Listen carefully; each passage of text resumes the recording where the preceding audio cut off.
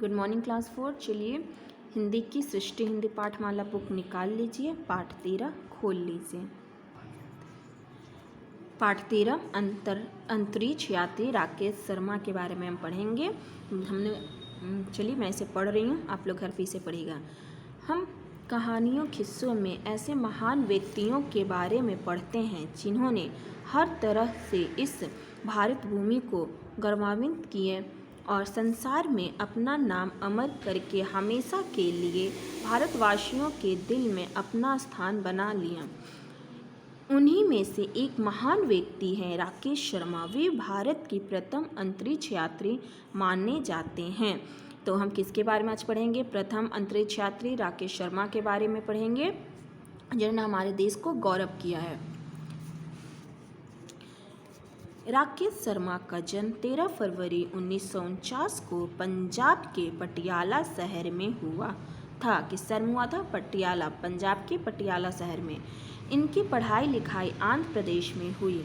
बचपन से ही इन्हें विमान चालक, यानी विमान का मतलब जहाज, चालक का मतलब चलाना, इन्हें जहाज चलाने बनकर आसमान को छूने का शौक था। 1966 में इन्होंने राष्ट्रीय रक्षा अकादमी में प्रवेश लिया। 4.5 साल के बाद उन्हें भारतीय वायुसेना में कमीशन प्राप्त हुआ। स्क्वाड्रन लीडर राकेश शर्मा ने अनेक प्रकार के विमानों को चलाने में सफलता भी प्राप्त की है। उन्होंने बहुत से ऐसे विमान चलाए जिनमें उनको सफलता भी मिली है। तो सन 1966 में इन्हें राष्ट्रीय रक्षा अकादमी में प्रवेश लिया। 4.5 साल के बाद इन्हें वायुसेना में भेजा गया। क्या बना के? एक लीडर के रूप में। राकेश शर्मा ने अनेक प्रकार के वायु विमानों को चलाने में सफलता भी प्राप्त की। उन्हें बहुत तरह के विमान चलाए हैं।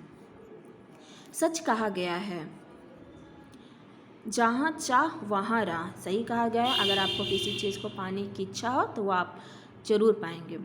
राकेश शर्मा के इस सपने को ईश्वर ने अति शीघ्र ही पूरा किया। कुछ वर्ष पहले सोवियत रूस के वैज्ञानिकों ने भारत को अंतरिक्ष यात्रा का निमंत्रण भेजा तो हमारे भारतीय सरकार ने खुश होकर इस निमंत्रण को स्वीकार कर लिया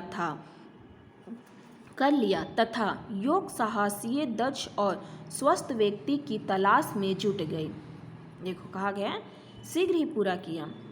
कुछ वर्ष पहले की बात है। सोवियत रूस के वैज्ञानिकों ने भारत को अंतरिक्ष जाने के लिए निमंत्रण दिया, जिसे भारत के सरकार ने स्वीकार किया। और उसके अंतरिक्ष जाने के लिए एक ऐसे इंसान की ज़रूरत थी जो साहसी हो, दक्ष हो, स्वस्थ, जिसका शरीर स्वस्थ हो, व्यक्ति की तलाश होने लगी।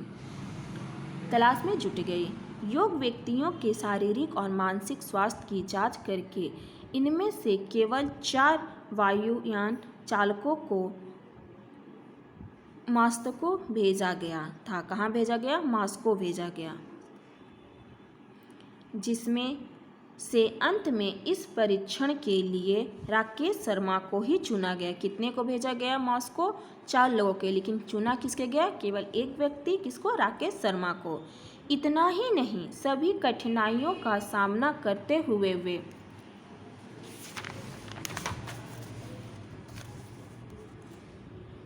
परीक्षण ट्रेनिंग में जुट गए। बहुत से कठिनाइयों का सामना करते हुए भी वह परीक्षण यानी ट्रेनिंग में जुट गए।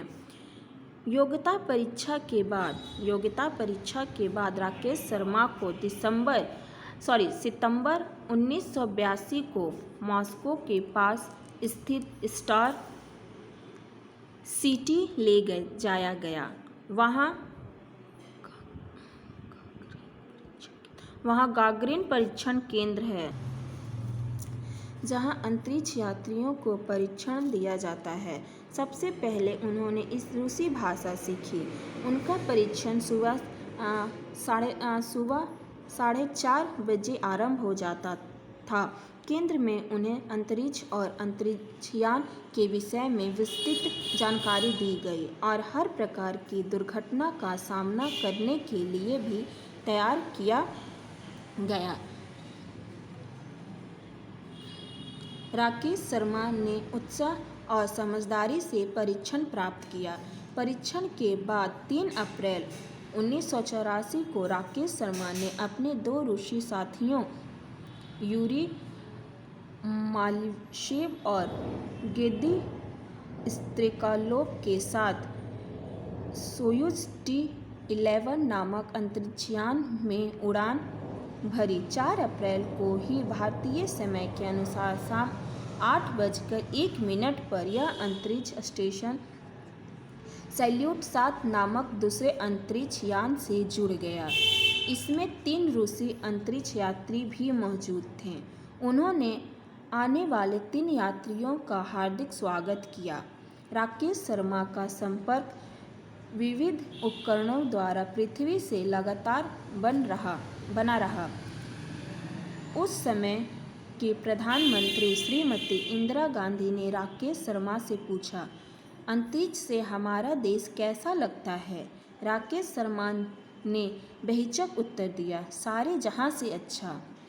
अंत में 1 सप्ताह रहने के बाद राकेश शर्मा 11 अप्रैल 1984 को सकुशल धरती पर लौट आए।